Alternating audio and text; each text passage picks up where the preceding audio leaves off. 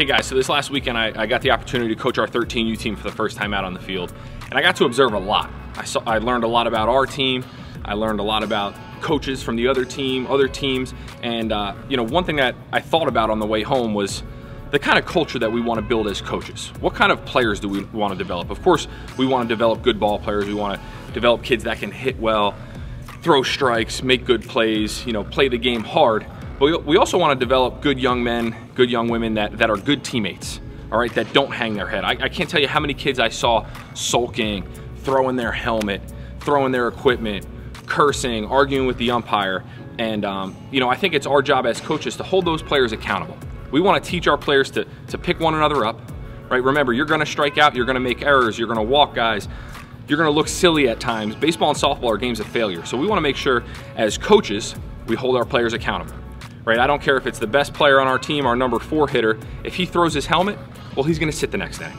If there's a player that argues with the umpire, he's going to sit the next inning. If there's a kid that jogs out onto the field and doesn't hustle, he's going to sit the next inning.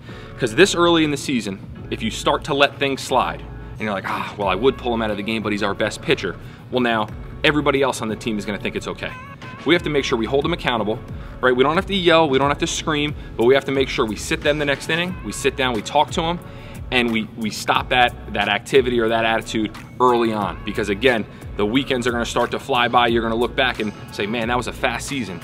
Well, we have to do our job and make a good impact as coaches to teach them the life lessons that this game has to offer, about being a good teammate, about what it means to deal with adversity, what it means to battle when things are going bad. Because it's really easy to be a good teammate when things are going good. If you guys are winning, if you guys are scoring a lot of runs, if your pitcher's throwing a no-hitter, well, of course everybody's excited. The whole dugout's cheering for each other, everybody's up, having a good time. But when things go bad and you're down a couple runs early, your shortstop makes a couple errors, your catcher lets a couple balls go through, and your pitcher's walking guys, well, that's a true test as to what kind of a teammate that player might be. So again, hold your players accountable, teach them the life lessons that this game has to offer, and make sure you sit them down, you explain it to them, and you teach them. Because a lot of these kids, you don't know what they're being told at home, you don't know what their dad or mom or dad are telling them in the car on the way home.